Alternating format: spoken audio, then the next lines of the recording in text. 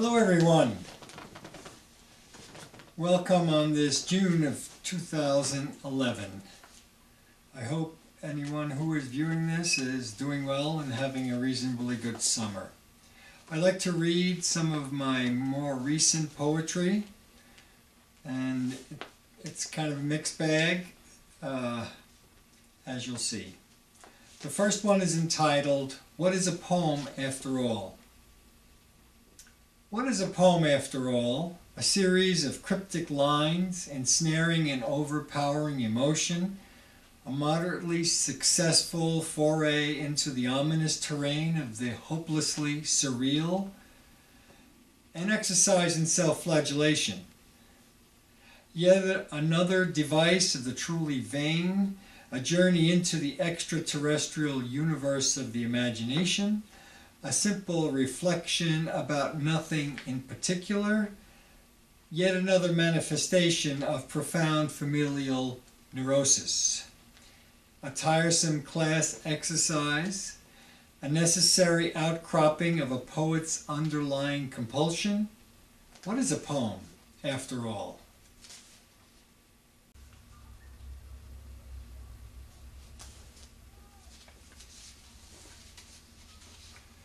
The next poem I would like to read is called New Year 2011. It's a bit dated, but we still are in that year. New Year 2011. Another year dawns upon the ever-growing human sea. Many remain shackled to old and tired ideas, reminiscent of a bygone era when men ruled blindly, future held hostage to pernicious ideas and severely myopic vision. Yet amid the daunting persistence of maligned and biased perception, a different world stirs in the hearts and minds of those who dream of a planet in harmony, freed of tiresome and dangerous discord.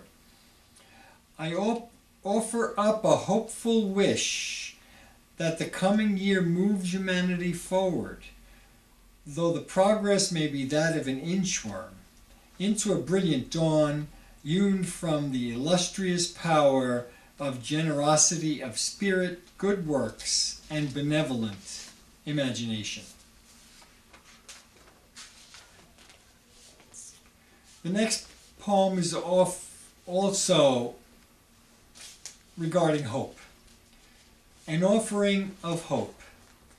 In the human world so desperately out of balance, where so much suffering is needless and avoidable, in the human world where war and conflict based on past injustice and needless prejudice wreaks havoc on the present and endangers the future, in the human world where the poor are so often abandoned, mindless abuse is common and greed holds sway.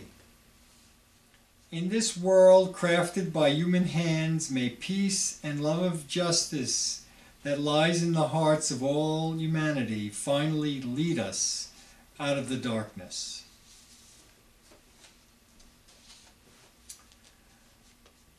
The next one is called By the Bedside of a Dying Man. Death clearly in the room, hovering, attending the intricate details of departure, waiting for permission to descend and revoke the transient contract of the living. He spoke to me of his confusion, of his search for meaning regarding the undeniable status of his dying, trying to extricate the greedy cancer that gripped his body, replacing order with chaos, stability with ruin, trying to end its siege with the power of his mind. He was beyond consolation. I took his feeble hand and held it. It was a final goodbye to a man approaching the portal of the ultimate silence that puts all worldly considerations to final rest. The next poem is entitled Collateral Damage. Collateral Damage. What exactly is it? Is it a rock band? Perhaps heavy metal? Some obscure auto insurance term itemizing what's not covered in case of an accident, written in minuscule print. A mistake a surgeon might make in the midst of a delicate operation. Those individuals indirectly injured from the side effects of a nasty divorce. Debris left over from an overzealous football game. Collateral damage. What exactly is it? The stupefying carnage, the chaos and mayhem that accompanies ferocious and brutal violence, the torrential flow of blood spewing from shattered and broken bodies, separated from the yoke of the living, the pungent odor released from myriad corpses strewn upon the fields of overwhelming death, the instantaneous incineration of entire families, the horrific and bountiful products of murder cannot be expunged by the simple application of innocuous words in a vain attempt to circumvent the reality of such depravity.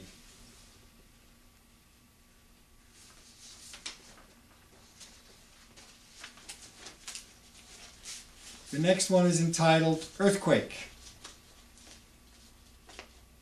Volatile and restive planet, cities are dispatched like annoying growths at the end of a surgeon's scalpel. Civilization's handiwork, marvels of human engineering, products of tireless effort delivered to oblivion within the fleeting grasp of passing time.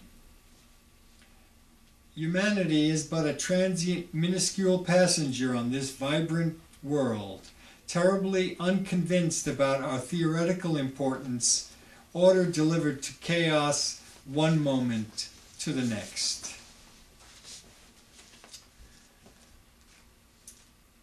The next poem is called Ellis Island. It reflects my visit to that place and the effect it had upon me. Ellis Island.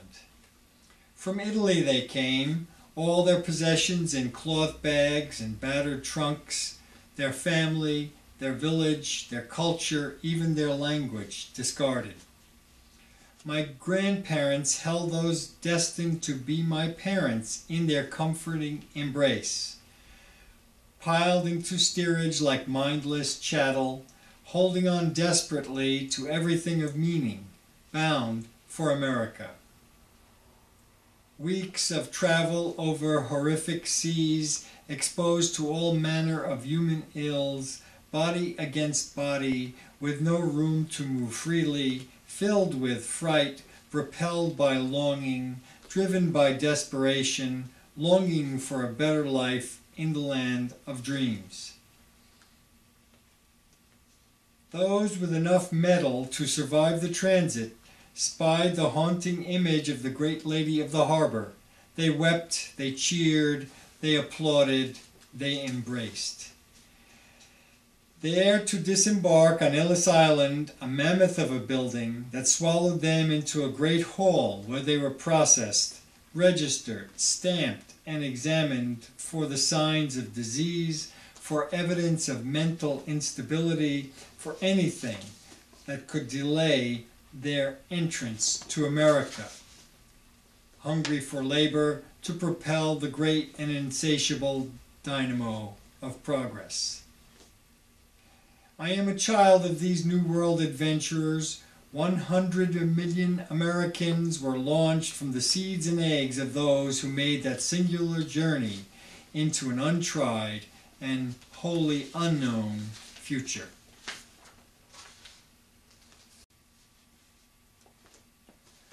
The next poem is entitled Lamentation. Savage yet strangely seductive visions of violence and mayhem, of apocalyptic destruction, the end always near, forever certain, present like the uproar and rhythms of ocean and surf, dependable like gravity. Where is the end of needless misery? When does the frightful, ever-stalking shadow of war and annihilation end its icy hold on the human imagination? Love Song number 37. The night creeps up the lattice of my desire, like ginger root impales my heart upon your sweet endeavor. I am tasteless without you. The next one is called Night Ferry to Samos. Sun collided into the horizon, leaving the undulating shapes of hillside in stark silhouette. Anchors hoisted, engine engaged, giant pistons converting hydrocarbon to sheer power as the Pegasus with its crew and passengers launched into the darkness, soon to be rescued by a near full moon. A working-class ship, row upon row of airline coach seats under unforgiving lights, televisions everywhere, men watching football with cigarettes dangling from their parched lips, tobacco smoke suspended in the stagnant air. Wives tend to irritable and exhausted children. Women nested together at tables embroider their stories of family relationships and insufferable spouses. Pegasus lurks eastward, bound for Samos.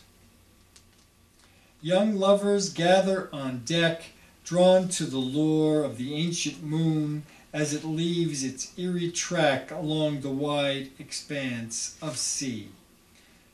Dawn finally breaks, and soon after the Pegasus finds its destination, its tired engines are silenced, and its human cargo propelled onto the awaiting shore. Ode to Costa Rica.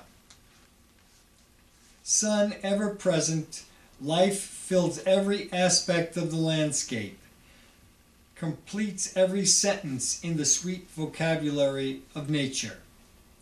Resplendent palms, multitudes of trees that nurture grand varieties of greenery, whether by design or the circumstance of the sheer power of the living. Unrelenting paradise for those who truly embrace nature, vast laboratory for the persistent diversity of the bounty of planet Earth. Birds that bind all the colors that sunlight can yield within their feathery garments. Birds are everywhere. They fill the rhapsody of morning with song. Toucanets and scarlet macaws, the elusive quetzal wearing a kaleidoscope of colors that puts the painter's palette to shame. Surrounded by two oceans, we dance in the warm surf under tropical skies. Beneath the inebriating and erotic call of the tropics, propelled into each other's arms, enkindling our gypsy hearts with the alluring rhythms of the sea. The persuasive call of howler monkeys, like wind that echoes through the trees above the relentless sound of driving waves pummeling the shoreline.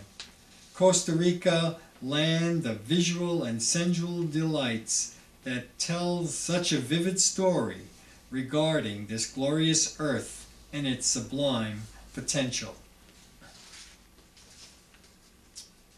Ode to the perniciously wealthy. Within your vacant imagination there is no place for compassion's healing breath. Your hands reach out only to grasp, merely to possess with childish fervor. You acknowledge only what you mean to have and decry that which might diminish your hollow empire. Though you possess vast expanses of items of material worth, exert inordinate power over the destiny of millions of your involuntary servants, You are the hapless monarch of nothing, and the master of only the illusion that is your life. The dance. Under the arch of heaven, moon's faint yet triumphant light, within this whimsical dream called life, pushed forward in the caressing envelope of time, I dance to the rhythms of fleeting experience, surrender to the savagery of time. Beyond the rainbow of light and shadow, I have not the slightest inkling. I'd like to end this series with a poem called The Dimensions of Aging. Scaffolding of the time disintegrating beneath my sinking feet, clay paradise of fruitless dreams, echoes of love lacking persistence, without depth. I am ill prepared to die alone. I am not prepared to give up the bond, to sever the flesh from its ceaseless hunger for breath, for sustenance. Yet in the light of this insipid frailty, I go on. Thank you very much. That concludes the end of this series, and I hope you enjoy it. Thank you.